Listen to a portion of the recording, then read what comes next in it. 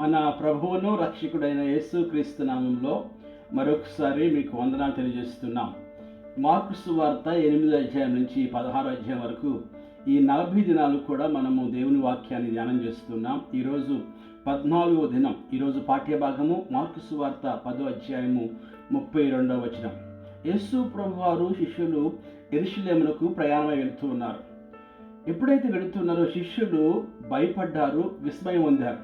ఎందుకంటే యేసు ప్రభువారిని ఆయన పట్టుకోవడానికి ఆ యొక్క శాస్త్రులు, పరిసయ్యులు అనేక విధాలుగా ప్రయత్నం చేసినప్పుడు వీరు శిష్యులు భయపడిన తర్వాత మరలా యేసు ప్రభువారు మూడవసారి అదే మాట చెప్పారు. మార్కు సువార్త 8వ అధ్యాయంలో చెప్పారు, మనిషి కుమారుడు అప్పగించబడదని చెప్పినప్పుడు పేతురు అయ్యా ఇది జరగకూడదని చెప్పి పేతురు మరలా యేసు ప్రభువుని ఆపేశాడు.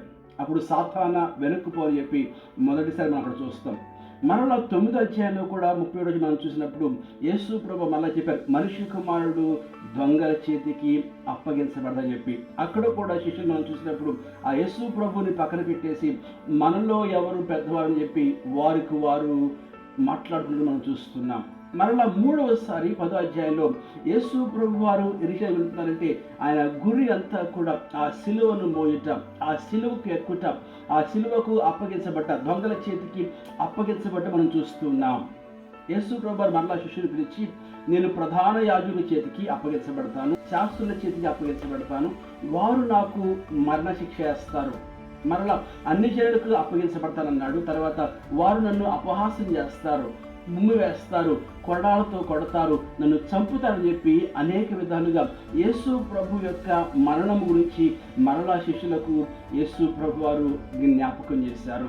ఆయనను నేను 3వ దినమున తిరిగి లేస్తా చెప్పి ఈ 3 సార్లు కూడా దేవుడు వారికి హెచ్చరిక ఇచ్చాడు. యేసు ప్రభు వారి లోకానికి ఎందుకు వచ్చారు? ఈ 40 దినాలు మనం చూస్తున్నాం యేసు ప్రభువు యొక్క సేవా జీవితాన్ని మనం చూస్తున్నాం. కానీ ఆయన వచ్చిన కారణం ఏమిటంటే ఆయన హింసించబడిన, అవమానపరచబడిన 3వ దినంన యేసు ప్రభు చెప్పినట్టుగానే ఆయన పునరుద్ధానుడై తిరిగి లేచాడు.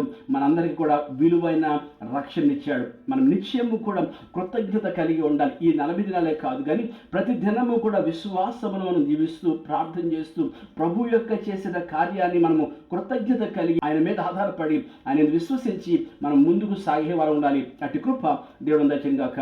ఆమేన్.